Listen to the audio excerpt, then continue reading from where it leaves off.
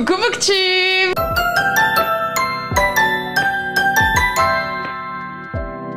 Comment ça va? Moi ça va super bien, merci de le demander encore une fois. Je vous fais une vidéo aujourd'hui sur ces livres sous-cotés et où il paraît qu'ils sont sous-cotés, histoire de les mettre en lumière en vidéo, ça fait toujours plaisir. J'espère que ça vous plaira et n'hésitez pas à mettre en commentaire tous les livres que vous trouvez sous-cotés et qui devraient avoir plus de lumière. Pour commencer, j'ai pris Ride or Die de Anita Higgins. Alors wow. Vous allez me dire comment ça, Anita Higgins, elle est sous-cotée. L'autrice en elle-même n'est pas sous-cotée, tous ses livres sont des best-sellers, il n'y a aucun problème.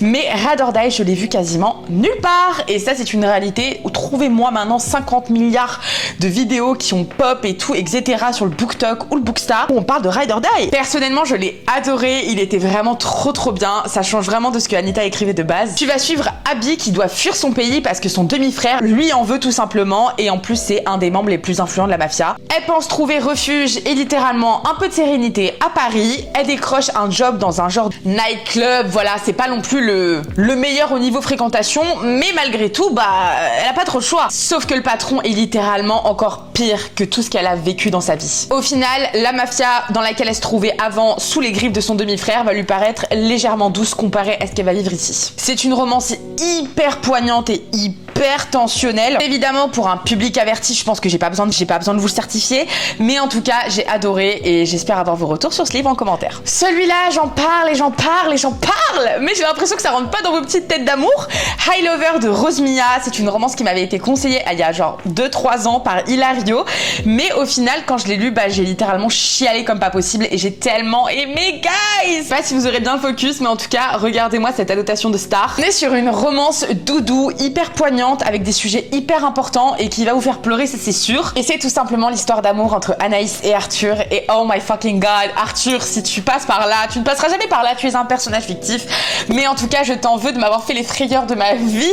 Je ne vous spoilerai rien, mais en tout cas, vous allez avoir des ascenseurs émotionnels horribles au sein de ce roman. Les protagonistes principaux vont vous faire peur à multiples reprises. Rose Mia, je l'adore parce que littéralement, elle est trop sous-cotée en plus. Il faudrait vraiment la mettre en lumière parce que ses ouvrages sont incroyables.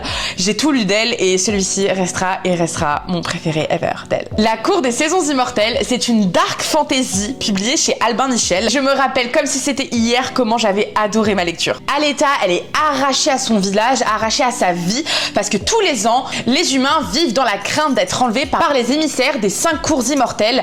Et littéralement, Aletta, c'est elle qui est choisie à cette année-là. Elle sera ensuite entraînée dans un royaume qui s'appelle Courtheart et elle va être entraînée et littéralement transformée en vampire. Sauf qu'Aletta, elle veut juste qu'une chose, c'est la vengeance. Elle est animée par ça, donc ça va être entre guerre, politique. Et il y a énormément d'aspects qui vont être incroyables, la tension, les peurs, les craintes, etc. qu'on va vivre au sein de la lecture. Moi, j'ai juste adoré, donc je vous invite à la lire avec grand plaisir. Promets-moi d'aimer d'Inès Leia. Alors personnellement, les Inès Leia, je les ai vus légèrement sur BookTok, mais il y a de cela quelques années maintenant, et je les vois beaucoup moins. Surtout cette sortie-là, je l'ai vue très peu. Personnellement, je l'avais adoré. Promets-moi d'aimer, c'était vraiment insane. Pour le coup, je l'avais même pas lu Promets-moi de vivre quand j'ai commencé celui-ci, donc pour vous dire à quel point, franchement, c'était sublime. C'était sublime sur tous les points, c'était magnifique. À lire une fois dans sa vie, c'est hyper important. Moi, je vous le conseille 100 fois. The Mysterious Gentleman de Maël Pau. J'ai trop hâte de vous en parler plus, littéralement, parce que le tome 2 sort ce mois-ci.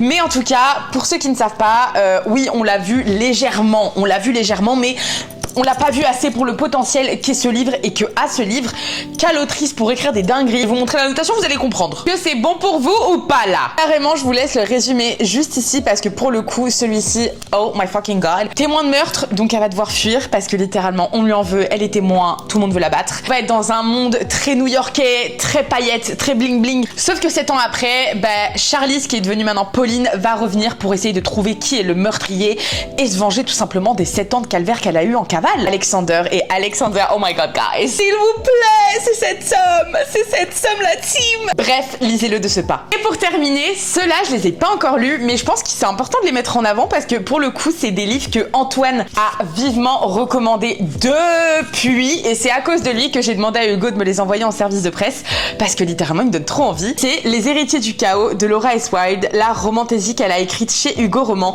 et j'ai tellement hâte de lire ça parce que pour le coup il paraît que c'est insane. Je crois qu'on parle de vampires si je me trompe pas. Et pour le coup ça a l'air vraiment dingue. Alors j'ai qu'une hâte pouvoir les dévorer parce qu'en plus la romantésie ça fait un moment que j'ai pas eu le temps de m'y mettre. Donc je pense que ça partira pour la palle de cet été, juin, juillet, on verra ça. Mais en plus ils ont l'air vachement courts, donc franchement ça va se lire super vite. Ça a l'air d'être vraiment trop bien. Et en plus regardez-moi ces covers juste sublimes. On a évidemment du pain béni. Donc j'ai hâte de voir ce que vous en avez pensé aussi, parce que si vous les avez lus, n'hésitez pas à me le dire en commentaire. Quel est le livre de ces sagas que j'ai le préféré? Littéralement je vais vous montrer plein de sagas et je vais vous dire quel est mon tome préféré. Pour l'instant il y a des sagas qui sont terminées, d'autres non. Donc c'est parti. C'est parti, on commence. Au niveau de la saga des Losers Fraternity, j'ai mon petit chouchou et je vais vous montrer tout de suite. Rappelez-vous, c'est une trilogie, on a 3 tomes. Fiction vs Reality, Angel vs Devil, et le dernier qui était du coup Red Flag versus Green Flag. Je sais pas si vous verrez au niveau des annotations quel est selon vous mon préféré. Il s'agit bien du tome 3. Le tome 3, je l'ai tellement plus aimé que les autres, malgré que les autres, je les ai adorés. Mais j'ai trouvé qu'il y avait tellement une vibe pas du tout similaire aux 2 premiers, où on arrivait dans des thématiques différentes. Le rythme aussi était beaucoup plus snatch, beaucoup plus rapide, j'ai trop kiffé. Donc mon préféré, c'est le 3e. Quel est mon préféré de la saga des Majesty de Delida Dane, édité chez Hugo Roman? Saga que j'ai tellement aimé, guys, vous le savez, c'était magistral. Au niveau des annotations, c'est assez similaire, mais mon préféré reste et restera Dark Majesty, parce que pour le coup, ce tome-là, c'était mais du pain béni. Je pense que juste dire Ismaël suffit, guys, mais pour le coup, c'était insane. Genre le fait qu'il veut la protéger, qu'il a pas le droit de l'aimer, c'était incroyable. C'est mon préféré de la saga des Majesty. La saga des King of Sin d'Anna Wang, j'ai lu tous les tomes qui sont parus pour l'instant, que ce soit en anglais ou en français. Et pour le coup, j'ai mon petit préféré, of course. Et ici, on a quelque chose d'assez compliqué parce qu'il y a 2 tomes que je n'arrive pas à départager et que j'aime tout autant l'un que l'autre. Le tome 1 et le tome 5. J'inverse les 2 opposés, on adore. Le tome 5 parce que j'ai adoré Dante et que c'était tellement... Tu vois, c'était... Il y avait de la tension, en fait, c'était incroyable. Et le dernier tome parce que pour le coup, là aussi, on a un book boyfriend qui est, voilà, un peu différent des autres aussi. On a un mec qui est beaucoup plus sombre, beaucoup plus bresson, tout ça. C'était vraiment hyper intéressant de découvrir un personnage comme ça.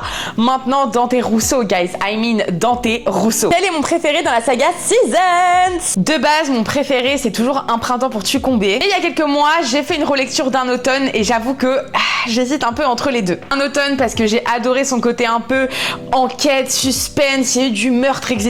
Et Un printemps parce que Camille Leves, guys, I mean...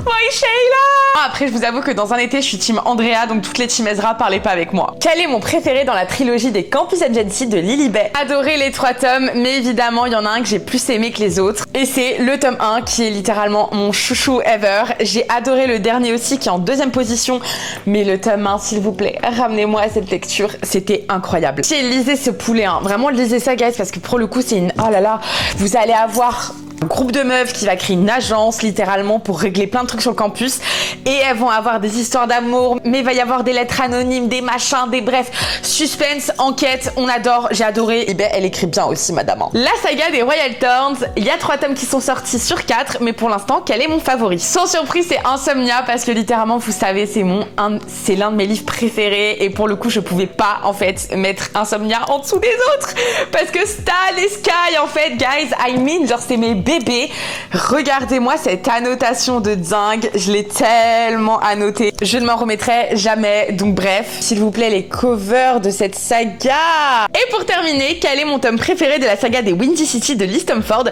Eh bien c'est très simple, c'est Malhive, le tout premier tome, parce que j'ai tellement aimé. Je les aime tellement, ils sont trop mignons. Et d'un côté, Sanders au début il m'énervait, mais ma vie en fait, ma vie, ils sont trop mignons, gars. Juste à guetter les annotations, hein, je pense que ça parle de soi-même en fait, j'ai pas besoin de parler plus. Dis-moi toi, c'est quoi tes tomes préférés dans chaque saga que j'ai cité? Et si tu ne les as pas lus, si elles te hype ou si elles te font de l'œil.